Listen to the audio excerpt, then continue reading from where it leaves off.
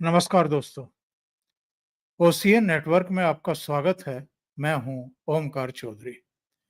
इस समय की सबसे बड़ी खबर ये है, सोनम वांगचुक को गिरफ्तार कर लिया गया है और राष्ट्रीय सुरक्षा कानून के तहत गिरफ्तार किया गया है, यानी लंबे अंदर गए हैं। और जो इनके लग्गे-बग्गे थे, जो इनके इशारे पर वहां आगजनी हिंसा कर रहे थे, जिस हिंसा में 4 लोगों की मौतें हो गई और 70 से ज्यादा घायल हो गए, उनमें से भी अब तक 60 से अधिक लोगों की गिरफ्तारी ऑलरेडी हो चुकी है। और केंद्र सरकार ने बहुत सख्ती के संकेत दे दिए हैं कि किसी को भी बख्शा नहीं जाएगा। चूंकि शुक्रवार है और आप जानते हैं कि शुक्रवार को ये जुमे की नमाज होती है और जुमे की नमाज के बाद कई बार ऐसा हुआ है कि सड़कों पर डेलिबरेटली प्रदर्शन किए गए किसी ना किसी बहाने से। अतीत की मैं बात कर रहा हूं, योगी जी के समय में तो जब जब इस तरह की गुस्ताखियां हुई, दुस्साहस हुए, उनको दबा दिया गया और ठीक तरीके से दबाया गया। बरेली में यह गुस्ताखी हुई आज और बाबा ने भूत उतार दिया। दौड़ा दौड़ा करके लाठियों से खातिरदारी की है पुलिस ने। तो लद्दाख से, लेह से लेकर के और बरेली तक उधर अमित शाह और प्रधानमंत्री नरेंद्र मोदी और इधर योगी आदित्यनाथ बहुत स्पष्ट संकेत और संदेश दे दिए गए हैं। कोई अगर देश की एकता, अखंडता, संप्रभुता के साथ खिलवाड़ करने की कोशिश करेगा, अराजकता फैलाएगा, शांति भंग करेगा और दिमाग में ये गलतफहमी पाल करके सड़कों पर उतरेगा कि जिस तरीके से श्रीलंका में, जिस तरीके से बांग्लादेश में या जिस तरीके से नेपाल में हमने तख्ते पलट दिए, उसी तरह की यहां भी, भारत में भी कोई कारस्तानी कर पाएंगे, तो बहुत स्पष्ट संकेत इनको दे दिए गए हैं।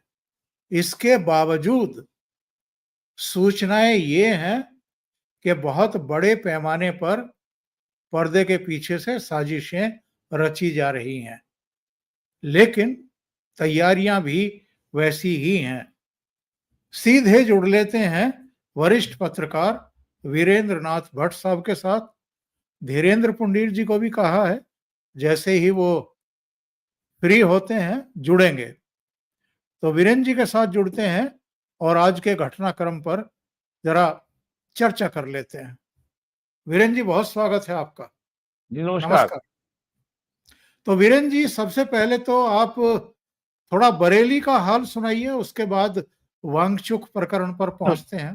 देखिए, बरेली के प्रकरण पे हम लोग कई बार बात कर चुके हैं और चूंकि अब ये जानबूझ करके एक ये मैन्युफैक्चर्ड आउटरेज है, ये एक कृत्रिम रूप से पैदा की गई एक नाराजगी, केवल जो है त्योहारों के मौसम में लॉ एंड ऑर्डर की समस्या पैदा करके, हिंसा करके सरकार के ऊपर दबाव बनाना है और ये हिंसा पैदा करने की योजना है।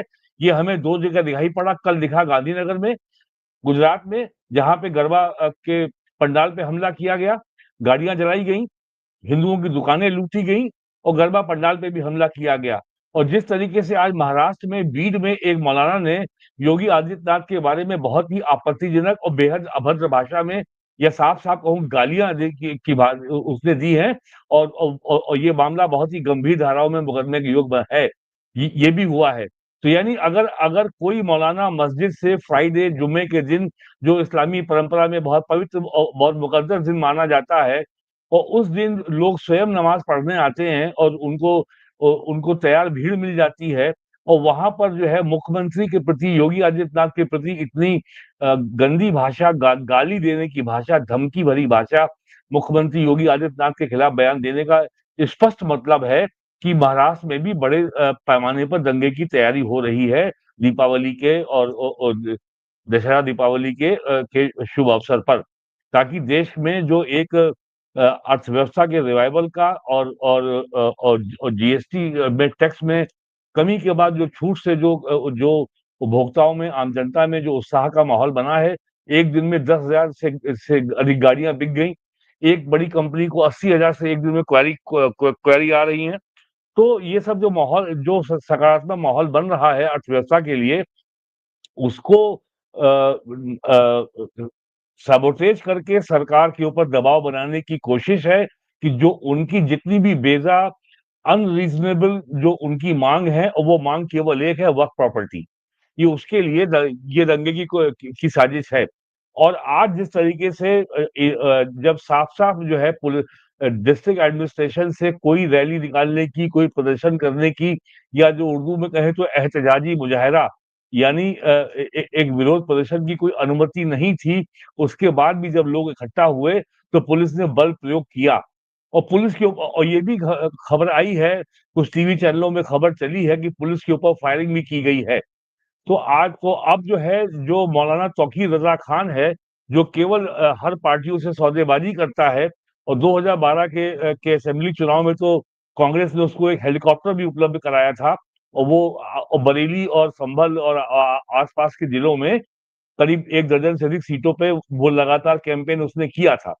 तो ये सब इन सब मौलानाओं को जिस तरीके से अब तक दाढ़ी सहलाई गई है सेकुलरिज्म के राज में, कांग्रेस में, समाजवादी पार्टी और बहुजन समाज पार्टी के राज में, अब जो है उसका समय अब जा चुका है।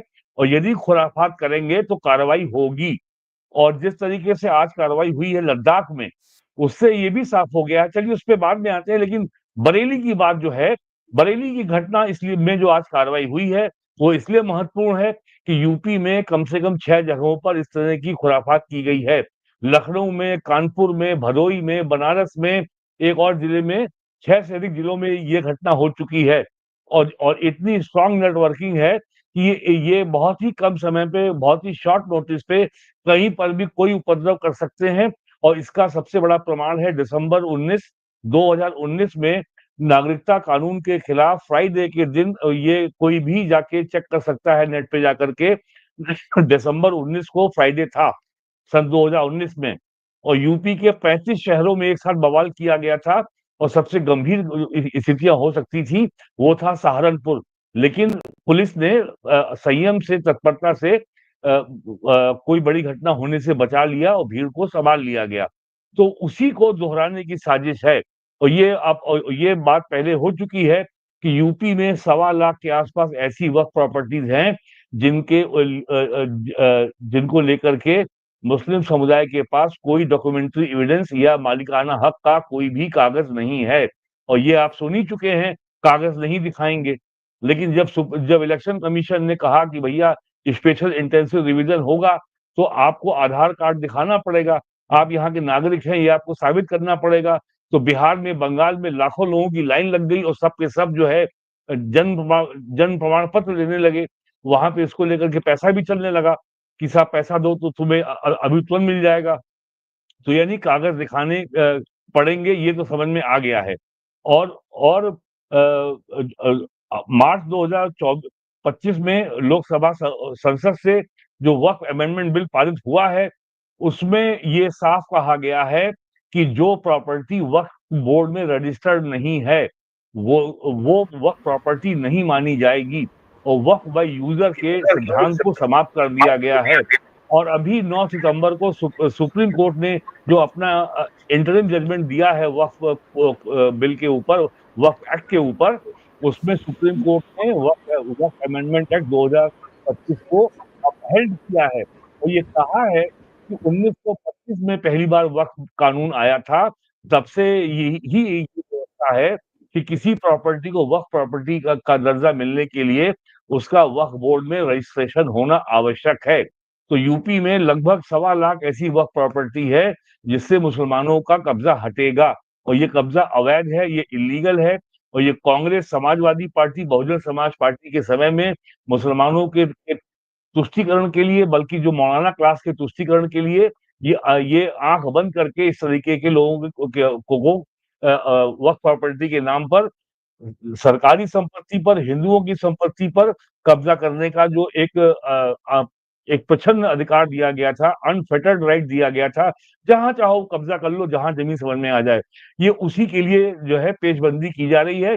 वरना आज तक किसी मौलाना ने, किसी मुस्लिम संगठन ने, किसी नेता ने आज तक ये नहीं बताया कि आई लव मोहम्मद का आइडिया आया कहां से, इसका आधार क्या है। और फिर खाली आई लव मोहम्मद की बात नहीं हो रही है, बहुत भड़काऊ नारे लगाए जा रहे हैं कि गुस्ताखे रसूल की एक ही सजा सर्तन से जुदा।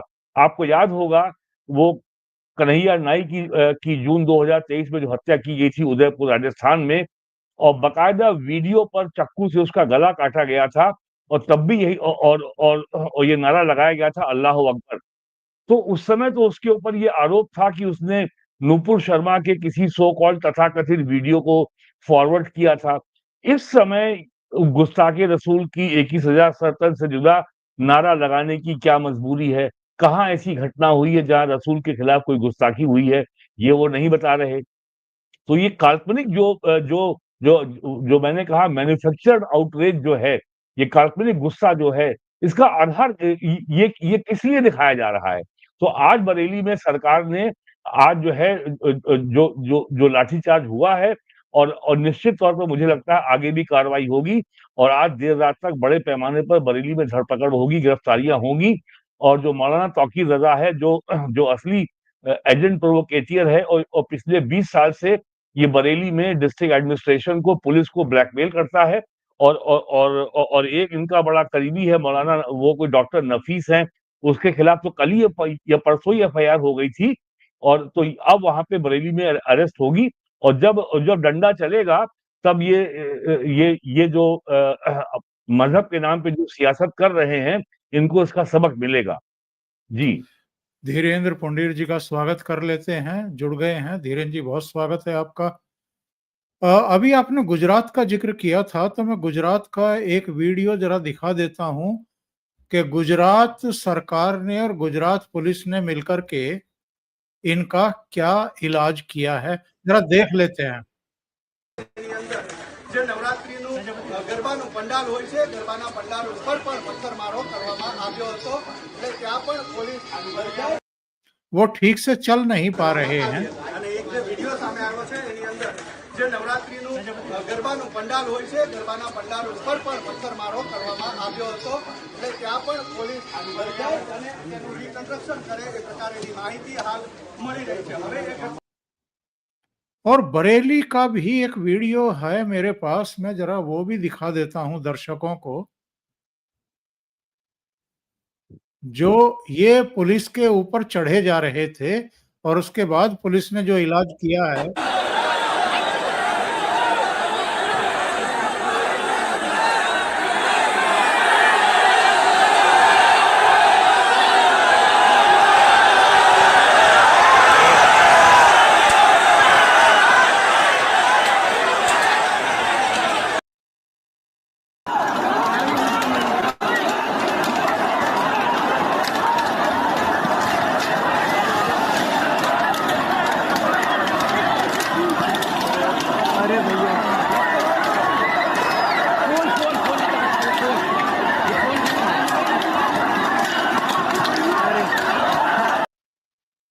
तो ये इनका इलाज आज बाबा जी ने किया है, बाबा जी की पुलिस ने किया है। धीरेन्द्र जी, ये तो हम लोग पहले से ही डिस्कस कर ही रहे थे कि जिस तरीके की शांति बनी हुई है देश में, पूरी दुनिया में अलग अलग देशों में महंगाई भी है, अर्थव्यवस्थाएं भी डावाडोल हैं। भारत में आप चाहे जो कह लीजिए, कम से कम महंगाई भी न्यूनतम, और जो जीएसटी में बड़ी राहतें दी गई हैं, जिसको प्रधानमंत्री मोदी ने नेक्स्ट जनरेशन जीएसटी रिफॉर्म का नाम दिया है, उसके बाद तो बल्ले बल्ले है मार्केट में। इस माहौल को खराब करने के लिए, और चूंकि हिंदुओं के, सनातनियों के अब त्योहार शुरू हो रहे हैं और ये एक लंबा सिलसिला चलता है, और जैसा अभी भट्ट साहब ने कहा कि वक्फ पर चूंकि सुप्रीम कोर्ट ने भी किसी तरह की रोक लगाने से मना कर दिया है, तो ये बौखलाहट और कुछ पॉलिटिकल पार्टियों का इनके पीछे से करिश्मा या जो वो कराना चाहते हैं वो, ये सब एक मिला जुला प्रयास है। और ऐसा लगता है कि सरकार ने बहुत सख्ती का फैसला कर लिया है ऑलरेडी। देखिए, सरकार को तो और सख्त होना पड़ेगा, क्योंकि ये इस तरह से चल नहीं सकता। ये एक टेस्टिंग स्टेट है। ये जो कर रहे हैं, टेस्ट कर रहे हैं। ये लगातार ये टेस्ट आपको अलग अलग जगह दिख रहा होगा, क्योंकि हिंदुस्तान पिछले 15 लगभग 11 सालों से एक ऐसी स्टेट में तब्दील हो गया जहां कम से कम इस पर बातचीत होने लगी।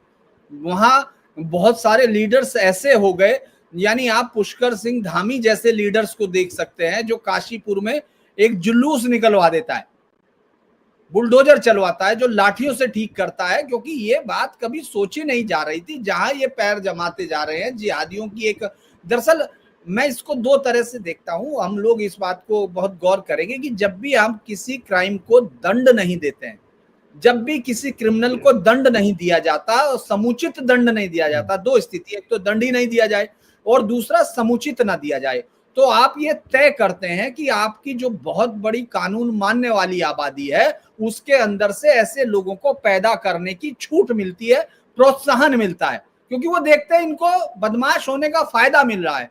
पूरे मुस्लिम्स का जो डिवीजन के बाद जो लोग थे जिन्होंने बंटवारे के लिए इस देश के खिलाफ वोट किया, इस देश की आत्मा पर चोट की, हजारों साल की एक चलती हुई सभ्यता को दो टुकड़ों में बांट दिया बर्बर जंगली हत्यारों ने, उन लोगों को बेनिफिट मिला। मतलब उन्होंने यहां से, वो पाकिस्तान भाग के बहुत रेयर गए, उन्होंने यहां इस देश को बनाया।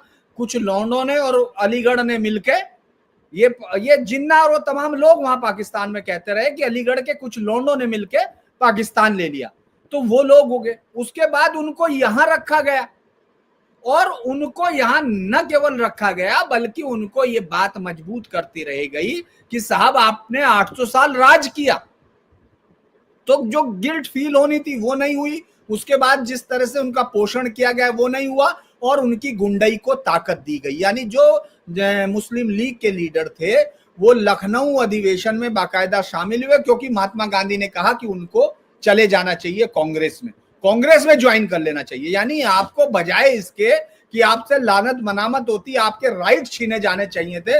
इस देश में कम से कम 10 साल तो आपको डेमोक्रेटिक राइट नहीं दिया जाना चाहिए था मुस्लिम लीग की लीडरशिप को, आपने उनको इनाम दिया। तो जब आपने उनको इनाम ही दे दिया तो आगे के लीडर कैसे होंगे? अब उनको मालूम है पुलिस पे गुंडागर्दी। अब आप ये सोचिए, ये इसके बावजूद मैं क्यों कह रहा हूं कि सरकार को सख्त होना पड़ेगा। मैं मेरे शब्दों का चयन बिना किसी उसके नहीं कर रहा हूं, क्योंकि आप किसी भी आबादी में चले जाइए, मौजपुर चले जाइए, भजनपुरा चले जाइए, पुरानी दिल्ली चले जाइए, जहां कोलकाता चले जाइए, मैंने ये शूट किया हो, मैंने खबरें बनाई हुई हैं, आप देखेंगे वो हेलमेट ही नहीं लगाएंगे। आप उसको हेलमेट लगाने के लिए कहिए, वो दंगा करने आ जाएगा। तो ये पुलिस क्या करती है, अब आप सुनिए पुलिस वहां क्या करती है। पुलिस कहती है अरे यार उनको कौन छेड़ेगा, तो आपने उसको गुंडागर्दी का इनाम दे दिया, और आप जा रहे हैं, आप में दो लोग बैठे हैं, एक ने हेलमेट लगाया, दूसरे को पकड़ के आपने रोक दिया, तो आपने उसको उसकी कानून मानने की सजा दे दी।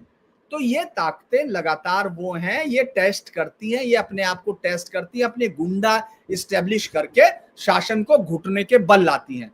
लेकिन जब से मैं अमित शाह की तारीफ करूंगा, बाकी सबकी तो मतलब जो है, मैं अमित शाह की इसलिए तारीफ करूंगा कि वो सीधे तौर पर किसी भी तरह की औपचारिकता नहीं, जैसे मोदी की मजबूरी भी हो सकती है और उनकी स्ट्रेटजी भी हो सकती है, वो मैं नहीं कहूंगा, क्योंकि मैं बहुत सारे उनकी तरह नहीं हूं जो लोग उनसे रोज फोन पे बात करके बताते हैं। आपने देखा होगा जो सारे पत्रकार हैं वो रोज बताते हैं कि मोदी जी ने आज क्या सोचा, मैं ऐसा नहीं हूं। लेकिन मैं ये जानता हूं कि अमित शाह बहुत क्लियर है, एनएसए ठोक के लगाया, कोर्ट जो चाहे करे।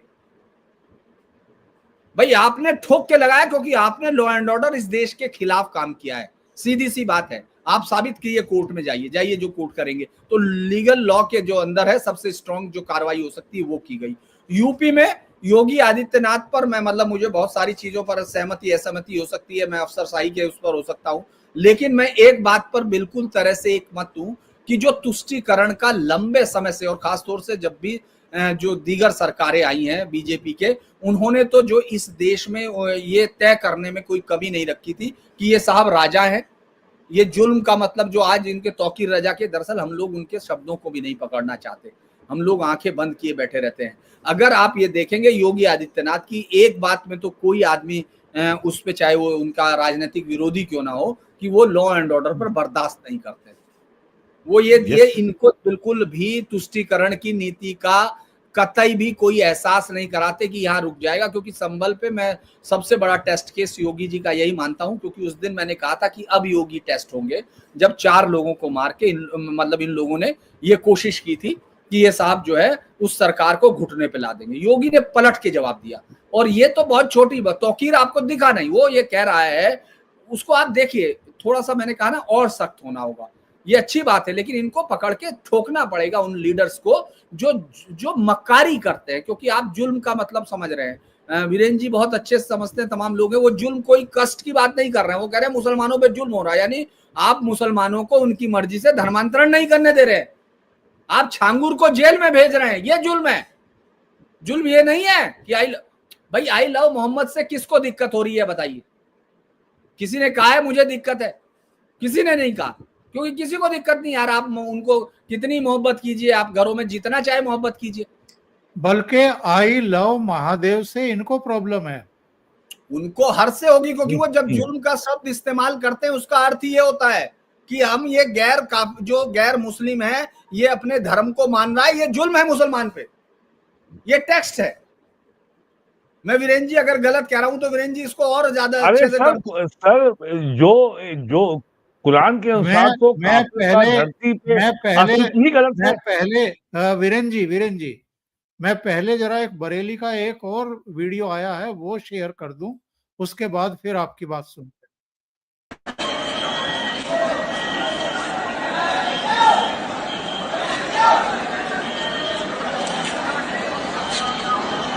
हट जाओ इधर से।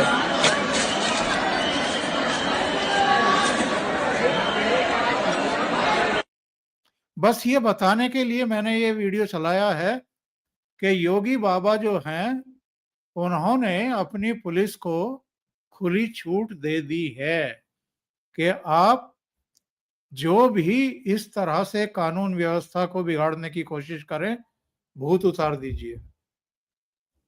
सर सवाल केवल छूट का नहीं है, जो इंडियन पैनल कोड था जिसका नाम अब भारतीय न्याय संहिता हो गया है, उसमें जो है मजिस्ट्रेट ऑन ड्यूटी को ये अधिकार है कि मैदान की मौके पर मौका वारदात पर as per situation obtaining on the ground, जैसी स्थिति मौके पे है, मैजिस्ट्रेट को उसके अनुसार लाठीचार्ज या गोली चलवाने का या पुलिस बल यूज करने का प्रयोग करने का अधिकार है। उसको ये अधिकार कानून देता है, उसको ये मुख्यमंत्री के अप्रूवल की आवश्यकता नहीं है। लेकिन अब तक सेकुलर सरकारों ने मैजिस्ट्रेट और पुलिस के हाथ पीछे बांध रखे थे कि कोई कार्रवाई नहीं करोगे, इसलिए समस्या होती थी।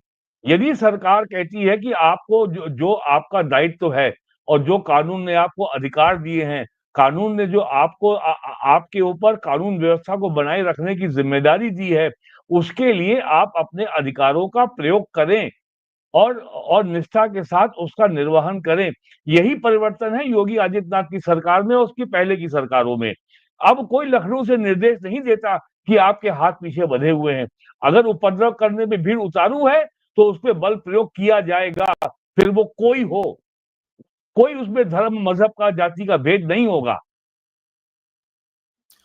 और धीरेन जी, लद्दाख का तो इलाज कर दिया, वहां का लेह में जो दंगा फसाद करवा रहा था और जितना सियाना बन रहा था, उसके अनशन का 7वें दिन का एक वीडियो वायरल हुआ।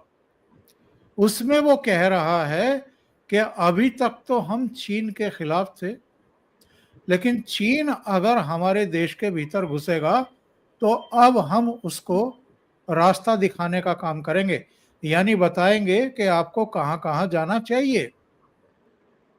तो इस आदमी का बहुत पहले इलाज होना चाहिए था, लेकिन देर आए दुरुस्त आए। सीबीआई ने भी इसके खाते खंगाले हैं।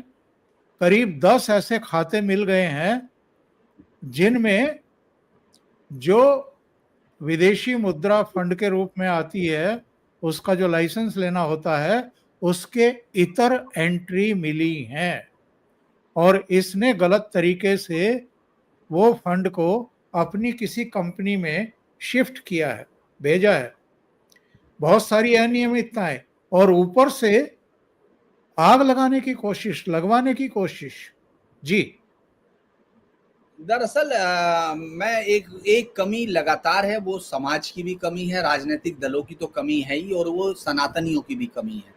दरअसल वो किसी को भी ये समझ लेते हैं कि अगर वो थोड़ा सा भी काम करता है तो उसके एहसान तले 7 पीढ़ियों को दबा के रहते हैं। वो ये नहीं सोचते कि इसका जितनी देर तक जितना योगदान है उतना प्रतिदान दिया जाना चाहिए।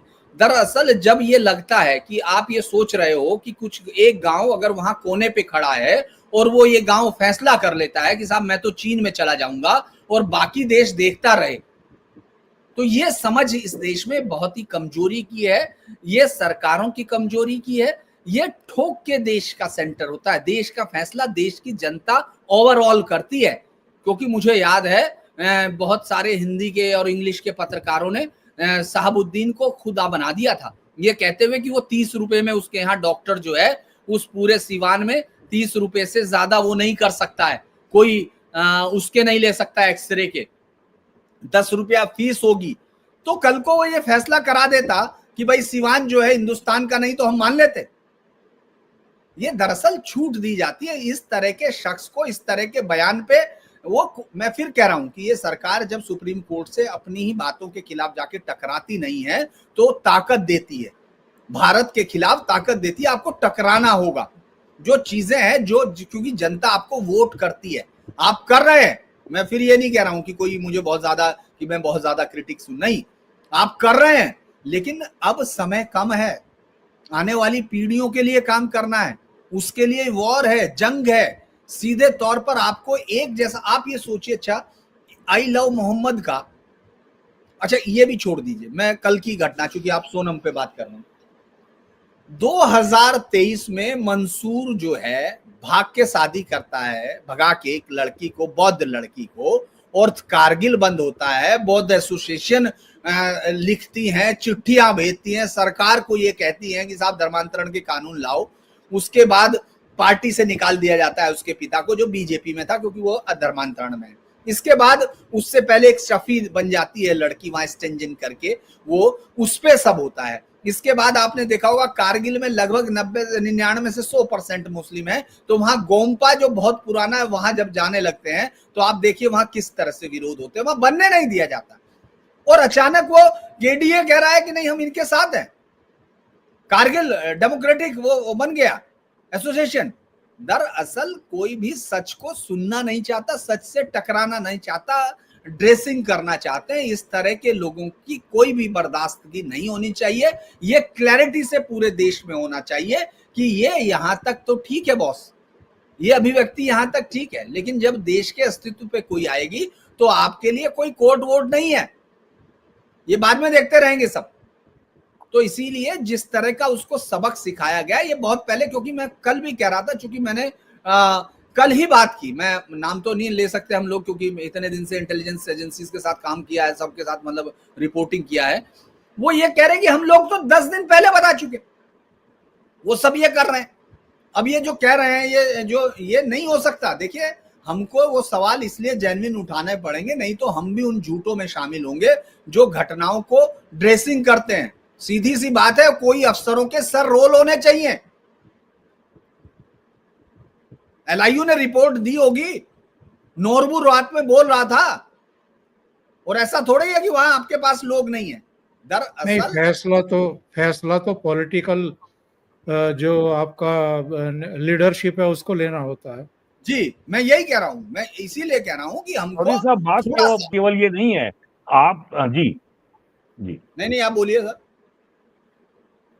मैं कह रहा हूं कि जो आपने जो किया है, कि ये जो आपका डीप स्टेट है, जो आपका ये जो आपका वांगचुक है, ये यूनुस का बड़ा खास दोस्त है, पाकिस्तान ये जाता है, और जितनी जो ये जॉर्ज सोरोस की जितनी टीम है, जो कंपनी इंडिया में है, अमेरिका में है, बांग्लादेश में है, ये उस पूरे नेटवर्क का हिस्सा है। तो सरकार से मेरी ये शिकायत है कि आपने इसको चूल्हे पे पूरा पतीला चढ़ाने दिया, पानी भरने दिया, पानी खौलने दिया, और पानी खौल के बाहर आए इससे पहले सरकार ने पतीला उतार दिया। इतना छूट क्यों दी गई कि ये जो है आग लगाएंगे, उस पे पतीला रखेंगे, उसमें पानी भरेंगे और उसको खौलाएंगे। ठीक है, आपने खौलने से कल रोक दिया, लेकिन वहां तो हल्का सा तो खौल ही गया ना। लद्दाख में इतनी सारी संपत्ति जला दी गई, 4 लोग मार दिए गए, आपने कंट्रोल कर लिया, हालात को ज्यादा नियंत्रण से बाहर नहीं जाने दिया, और आज आप कार्रवाई कर रहे हैं। लेकिन तो